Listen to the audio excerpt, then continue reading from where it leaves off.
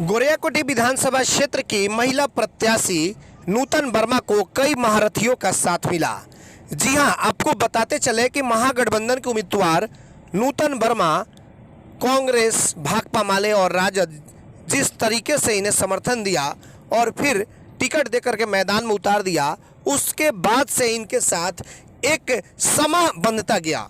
और बिल्कुल आप देख सकते हैं कि तमाम कांग्रेस के लोग हों या फिर इनके महागठबंधन के लोग, वो इनके पक्ष में जगह जगह पर सभाएं कर रहे हैं और नूतन वर्मा को जिताने के लिए रिकॉर्ड मतों से लोगों से अपील कर रहे हैं। तस्वीरों में साफ तौर पर आप देख सकते हैं कि किस तरीके से कांग्रेस के जो जिलाध्यक्ष है विधुशेखर पांडे और तमाम लोगों की एक टीम बना करके सभा की जा रही है।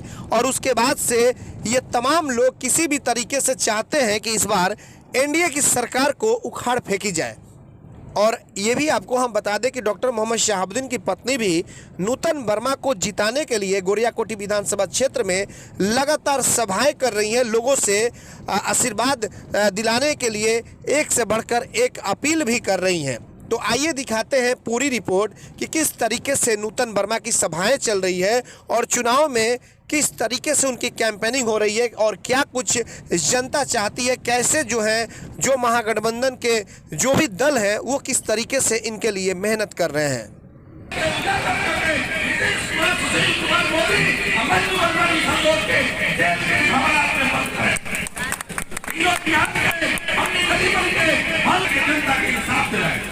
ऐसे हमने का आज से ही समय बहुत कम बा। वर्मा जी सब जगह न जा पाए, हम भी सब जगह न जा पाए। रोवालों में एक आदमी, ये रोवालों में एक आदमी मुन्ना वर्मा जी के अपने दिमाग में रखते हुए नूतन वर्मा का रूप में, मुन्ना वर्मा का रूप में घर घर जाके अपन वोट के इकट्ठा करी, वोट के गिराई। अब 3 तारीख के नूतन वर्मा जी के दाल पे बहुत बहुत धन्यवाद पांडे जी। अब मैं राष्ट्रीय जनता दल के वरीय नेता अशोक राय जी से आग्रह करूंगा कि आप 2 मिनट में अपनी बातों को रखें।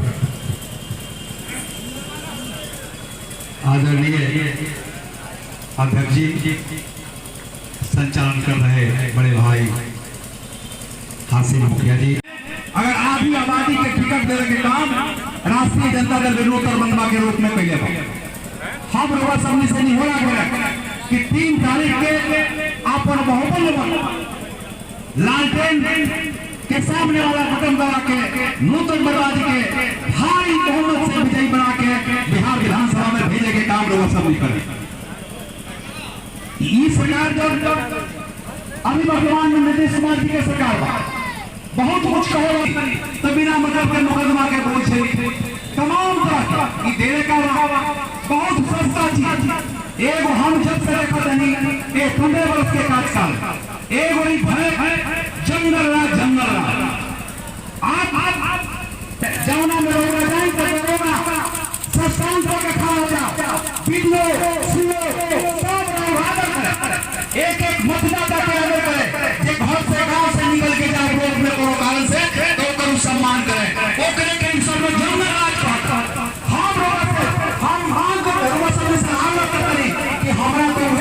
जंगल राज अच्छा लगता जहाँ हमारा के सम्मान मिलते रहे, हमारा बाप दादा के सम्मान मिलते रहे। मेरे लिए बड़े सौभाग्य की बात है कि मैं इस महागठबंधन के तरफ आज आपके प्रत्याशी के रूप में खड़ी हूँ। आप सबों से मेरा अनुरोध है, आप सभी लोग मुझे भारी से भारी मत देकर जिताएं।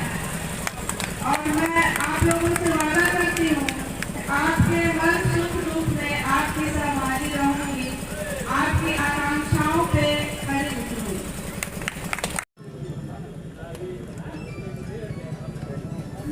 नमस्कार, ATN लाइव में आपका स्वागत है और मैं कैलाश कश्यप आज एक फिर नई चुनावी खबर के साथ आपके सामने हाजिर हूं। आज हमारे साथ जो वक्ता हैं वो सिवान जिला कांग्रेस कमेटी के अध्यक्ष हैं और आज हम उनसे बातचीत करेंगे।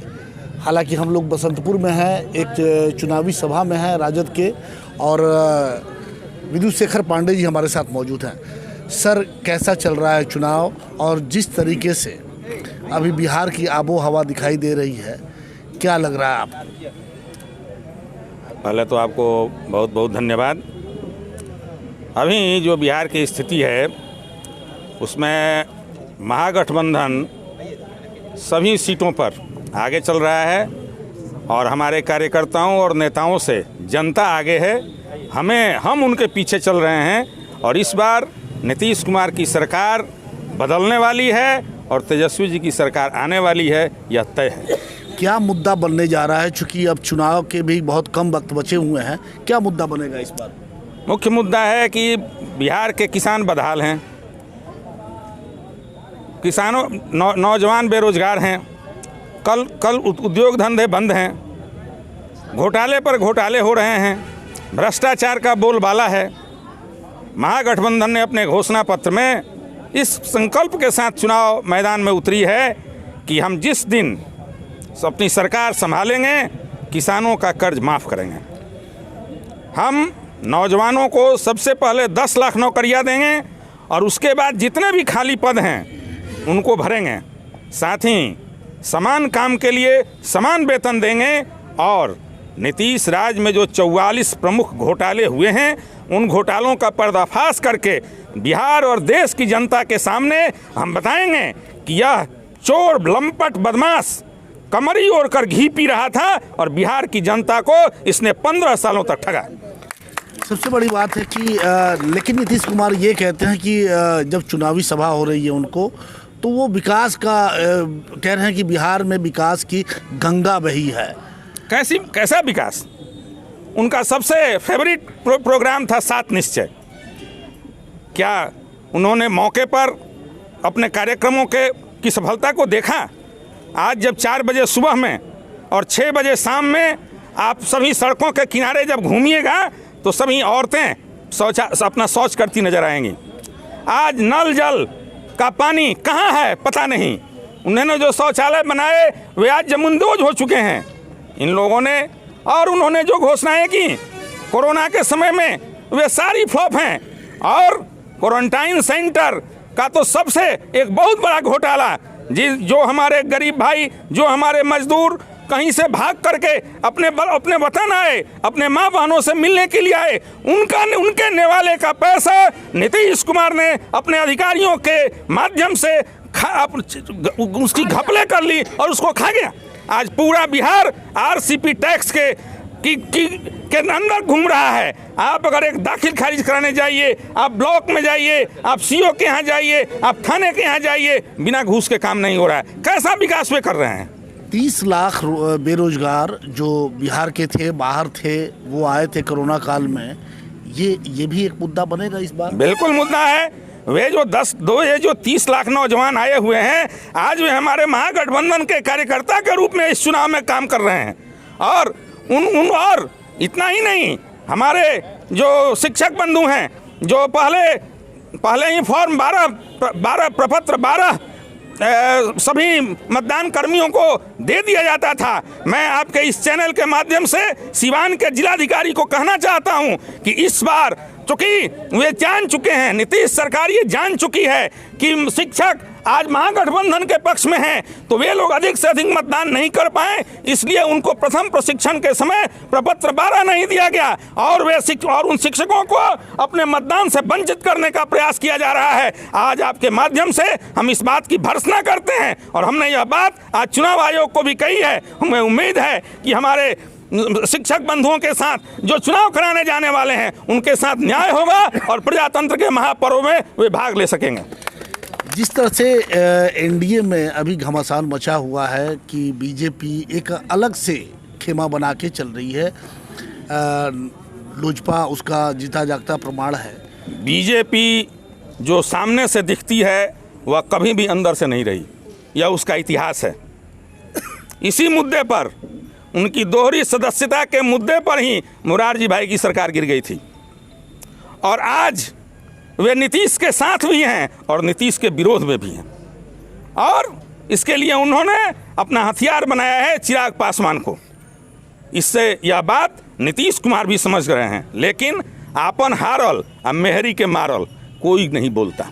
यही स्थिति आज नीतीश कुमार की है। तो क्या लग रहा है कि 10 तारीख को जब ईवीएम खुलेगा और जो रिजल्ट सामने आने वाला है, बीजेपी एक नया खेल करेगी उसके बाद? बीजेपी को खेल करने की ताकत ही नहीं रहेगी।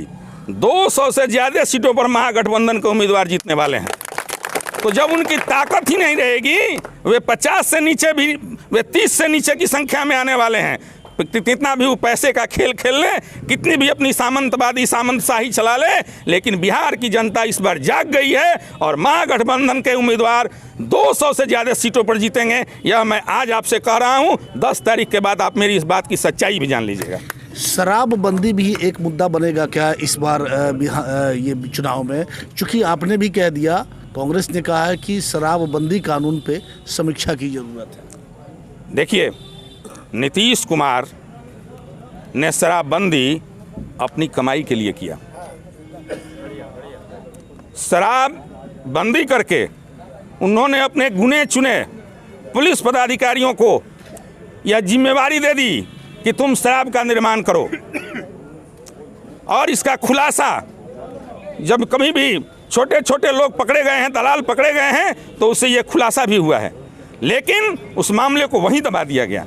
आज पूरे बिहार की जेलों में वे छोटे लोग बंद हैं, वे लोग बंद हैं जो 10 बोतल 2 बोतल अपने पेट को चलाने के लिए लेकर किसी के पास जा रहे थे। और वैसे लोग बंद हैं जो आदत के मुताबिक, गलत अगर आदत लग गई तो उस आदत के मुताबिक उन्होंने एक आध घूंट पी लिया। क्या नीतीश कुमार ने कि जब सत्ता आई थी तो उन्होंने गली मोहल्लों में शराब की भट्टियां नहीं खुलवा दी थी, लाइसेंस नहीं दिए थे? और जब एक बार आपने आदत बिगाड़ दिया और उसके बाद अपनी कमाई के लिए एक संगठित गिरोह के द्वारा उन्होंने शराबबंदी के द्वारा अपने लिए पैसा जमा किया, यह बात हम खुले डंके की चोट पर कहेंगे। और जिस दिन समीक्षा की जाएगी उस दिन यह बात सामने आएगी कि यह सरकार द्वारा संचालित शराब का धंधा था और इसका खुलासा हो गया। क्या कहेंगे अपने गोरियाकोठी विधानसभा क्षेत्र की जनता को, चूँकि 3 तारीख को वोट होने वाला है, क्या अपील करना चाहेंगे? आप कांग्रेस के बड़े लीडर हैं।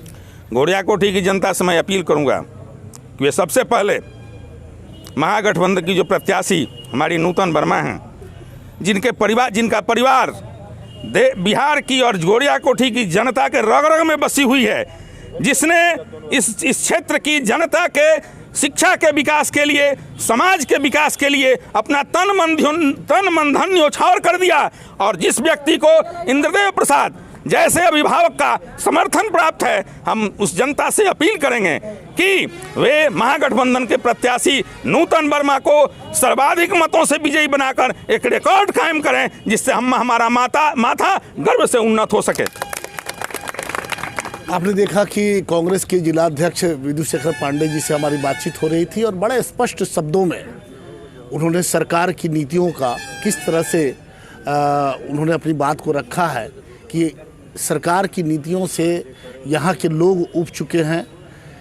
जो भी हालात है वो जनता के हित में नहीं है, और इसी को लेकर के आने वाली 3 तारीख को जब जनता मतदान केंद्रों पे जाएगी, और उन्होंने साफ शब्दों में कहा कि वहाँ बिल्कुल जनता अपने हक का इस्तेमाल एक ऐसे प्रत्याशी को चुनने का काम करेगी जो उसकी आवाज़ बन सके, जो उसके दुख सुख में काम आ सके।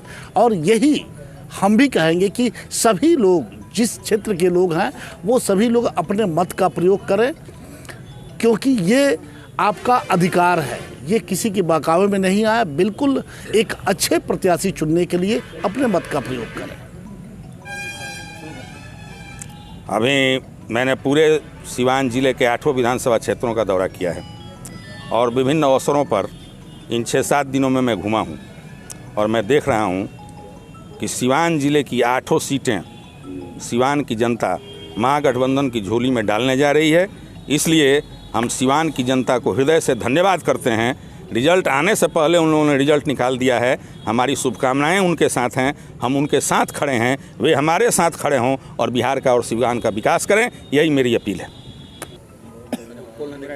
नमस्कार, ATN लाइव में आपका स्वागत है और मैं एक कैलाश कश्यप, मैं चुनावी खबर के साथ आपके सामने हाजिर हूं। और आज हमारे साथ जो व्यक्ति मौजूद हैं वो इस विधानसभा क्षेत्र के पुराने लीडर, उनके पुत्र हैं। हम उन्हीं से उनका परिचय लेंगे कि सर पहले तो नाम बता दें और आपके पिताजी इस क्षेत्र के बहुत लंबे समय तक सेवा किया है। जी जी, मेरा नाम रविंदर राय हुआ। और जब बसंतपुर विधानसभा था, इस क्षेत्र बसंतपुर से 6 बार हमारे पिता मानीचंद राय ने प्रतिनिधित्व किए हैं। आज 2010 में ये परिसीमन कट कर गोरिया कोठी में चला गया, नबीगंज प्रखंड और बसंतपुर प्रखंड। आज गोरिया कोठी विधानसभा हुआ, 111 उसका नंबरिंग हुआ। और आज 2020 जो चुनाव होने जा रहा है 3 तारीख को, तो गोरिया कोठी के उम्मीदवार महागठबंधन के नूतन देवी जी हैं या नूतन वर्मा जी हैं। ऐसा भी लग रहा है क्या कि कहीं कुछ लोगों जो पहले से टिकट की आस लगा के बैठे हुए थे, उनको टिकट नहीं मिला, भीतर से वो थोड़ा सा मन में कहीं विरोध है उन लोगों के मन में? जी नहीं, जितने लोग यहाँ बहुत उम्मीदवार थे, हम भी थे जी। पार्टी जो तय किया नूतन वर्मा जी को दी, सभी लोग साथ में, हम भी हैं साथ में। क्या कहना चाहेंगे आप इस क्षेत्र की जनता को, चूँकि बहुत लंबे समय तक आप लोग इससे जुड़े हुए हैं, इस क्षेत्र की जनता को क्या मैसेज देना चाहते हैं? देखिए, इस क्षेत्र के जनता को हम लोग यह कहना चाहेंगे, कह रहा हूँ कि आने वाले जो सरकार बनेगी 3 तारीख को, एक वोट महागठबंधन उम्मीदवार नूतन वर्मा जी को लोग दें। और युवा साथी जो सरकार 29 से 28 को बनेगी, वो हमारा साथी तेजस्वी यादव बिहार के मुख्यमंत्री बने, ये हम लोग संकल्प किए हैं। इसलिए सारे लोग एकजुट हो गए हैं, कोई महागठबंधन में फूट नहीं है। सारे व्यक्ति, हर समुदाय के, हर जाति के सारे लोग आज एक हैं और नूतन वर्मा को जिताने के लिए हम लोग संकल्प किए हैं। और इस साथ मौजूद हैं इस इलाके के पुराने लीडर और बिहार सरकार के पूर्व मंत्री इंद्रदेव भगत जी। इंद्रदेव भगत जी, कल आपकी सभा इसी क्षेत्र के खवासपुर गांव में हो रही थी और वहां जो भीड़ देखी गई, हम भी उसके गवाह थे। काफ़ी भीड़ थी, क्योंकि बड़े नेता जब नहीं आते हैं और लोकल नेता को सुनने के लिए अगर इतनी भीड़ थी, तो क्या इसका मैसेज आता है? इसका मैसेज सीधी बात है, ये सारे लोग जितने लोग कल थे वहाँ, ये सारे लोग आरजेडी के दीवाने हो गए हैं। कोई बड़ा नेता आया नहीं आया, इसकी परवाह वो आज नहीं कर रहे हैं। वो सारे लोग आरजेडी के लिए तैयार है। तो आरजेडी के नेता लोगों में आपने कल देखा होगा, हमारी मात्र हीना साहिबा थी और हम जैसे छोटे कार्यकर्ता लोग थे। इसलिए बड़े नेताओं की कोई आज आवश्यकता नहीं है। ये हमारे छोटे नेता जो हैं वही काफ़ी है। सर, ये आरजेडी का दीवानापन है या जो वर्तमान सरकार है उसकी बेरुखी के कारण ये लोग आपको देख करके एक आस लगाए हुए हैं? हाँ, तो वही ना होता है। हम यदि आपसे नाराज़ हैं तो हम 10 आदमी की टोली बना करके आप पर वार करेंगे ही। आज बिहार की जनता जितनी भ्रष्टाचार और दुराचार, बलात्कार, लूट, डकैती, मर्डर, सबसे जो त्रस्त है बिहार की जनता। इसलिए गरीब जनता जो कल पैदल दिल्ली से लोग चले हैं और वो लोग आते आते रास्ते में अपने बूढ़ी माँ को गंवा, कई लोग तो कितने लोगों की जान, तो बूढ़ी माँ को गंवा दिए हैं, छोटे छोटे बच्चों को गंवा दिए हैं। एक साथ चल रहे थे रेल की पटरी पकड़ के, चूँकि उनको रास्ते का ज्ञान नहीं था, वो चले और उधर से ट्रेन जो आई और रौंद पे चली गई। तो कितने लोगों ने जो जान गंवा दिया है, कोई व्यवस्था नीतीश कुमार के तरफ से नहीं थी। इसलिए वो सारे लोग आज नाराज़ हैं नीतीश कुमार के कार्यक्रम से, और इसलिए सब लोग आरजेडी और इस महागठबंधन के साथ जुड़े हुए हैं। क्या नीतीश कुमार को शायद इस बात का अंदेशा हो गया है कि आने वाले समय में वो अब सरकार से बाहर जा रहे हैं, और जिस तरीके से पटना सचिवालय में आग लगाई जा रही है, क्या उसी का नतीजा है? हाँ, एकदम उसी का नतीजा है। वो तो हताश होंगे ही, इसलिए कि एक तरफ से आरजेडी और इस महागठबंधन का हमला है और दूसरे तरफ उनको इसका भी आभास हो गया है। हमारे पांडे जी ने थोड़ा बचाने का प्रयास किया, उनको इसका आभास हो गया है कि यदि बीजेपी वहाँ तक पहुँच गई तो उनको किक आउट करेगी अपने साथ से, वो बना लेगी अपने साथ वो चिराग पासवान को। लेकिन नीतीश कुमार को अब की किक आउट करने वाली है बीजेपी एंड कंपनी भी। उसके पहले हम ही तैयार हैं कि वो उतर जा भाई, अब जनता आ रही है। इसलिए भी कि जितनी झूठी बातें हो सकती है सब नीतीश कुमार आज प्रचार किए जा रहे हैं। आप लोगों ने भी पढ़ा होगा, आप ही लोगों के कलमों से लिखी गई थी बात कि हमने जो नियोजित शिक्षक हैं उनका तनख्वाह बढ़ा दिया। देंगे कब से? 21 के अप्रैल से। तो तुम रहोगे नहीं, दोगे कहाँ से यार? देने वाले तो आरजेडी के लोग होंगे, हमारा ये क्या नाम है वो तेजस्वी यादव होगा और उसके मंत्रिमंडल के लोग होंगे। तुम कहाँ से दोगे? बीजेपी के रुख पे नीतीश कुमार आजकल शांत है, बिल्कुल शांत दिखाई दे रहे हैं। क्या कहीं ऐसा तो नहीं कि 10 तारीख के बाद जो नतीजे आएंगे नीतीश कुमार कुछ सोच रहे हैं और नीतीश कुमार हो सकता है कि वो बीजेपी को रोकने के लिए फिर एक बार आपके साथ आ जाए? आरजेडी में नो एंट्री पहले से लगा है नीतीश कुमार के लिए। आरजेडी एंड कंपनी में नीतीश कुमार के लिए पहले से ही लगा है नो एंट्री। इसलिए वो आएंगे भी तो हम भगाएंगे, साफ बात है। हम विरोध में पक्ष में बैठना पसंद करेंगे, लेकिन ऐसे गद्दार, ऐसे पलटू राम को हम लोग अपने साथ लेके सर, कहा जाता है कि राजनीति में दोस्ती भी बहुत ज़्यादा दिनों तक नहीं चलती और दुश्मनी भी बहुत ज़्यादा दिनों तक न नहीं। कोई परमानेंट दोस्त होता है और न कोई परमानेंट दुश्मन होता है। लेकिन जिसको परख लिया गया उससे भी यदि हम सावधान नहीं हो तो हमारी बेवकूफ़ी कही जाएगी। क्या कहेंगे? क्योंकि बहुत सारी भीड़ हम लगातार आपकी सभाओं में देख रहे हैं। 3 तारीख को वोट होना है, क्या कहेंगे आप जनता को? ये जनता अपने आप तैयार है 3 तारीख को आरजेडी एंड कंपनी को महागठबंधन को वोट देने के लिए, अपने भी तैयार है। मैं आज अपने मतदाता भाइयों से निवेदन करना चाहता हूँ कि मेरे भाई, अगर तुम संभल के अपना 100% वोट नहीं गिराओगे तो फिर धोखेबाजों की चल जाएगी। इसलिए उस दिन 100%, खास करके मैं नौजवानों से कह रहा हूँ, हर सभाओं में कह रहा हूँ कि मेरे भाई, तुम ही कल के भविष्य हो। अपने भविष्य के निर्माण के लिए तुम आरजेडी एंड कंपनी महागठबंधन के लोगों को वोट करो और इस सरकार को हटाओ। इस सरकार को गद्दी सरकार के हाथ से छीनो, तभी तुम्हारी भलाई है। यही तो कहेंगे, और क्या कहेंगे। आपने देखा कि अभी इंद्रदेव भगत जी से हमारी बातचीत हो रही थी और उन्होंने पूरे तरह से नीतीश कुमार को घेरने का आरजेडी ने पूरी तरह से मन बना लिया है। वो ये भी कहने से थोड़ा सा भी हिचक नहीं कि ऐसे लोगों को हम लोग पहचान चुके हैं। अब कुछ भी हो जाए, नीतीश कुमार के साथ कोई समझौता नहीं। अब देखना है कि आने वाले 3 तारीख को जनता किसे चुनती है, किसे अपना सिरमौर बनाती है। ये तो अब आने वाले 10 तारीख को ही पता चल पाएगा।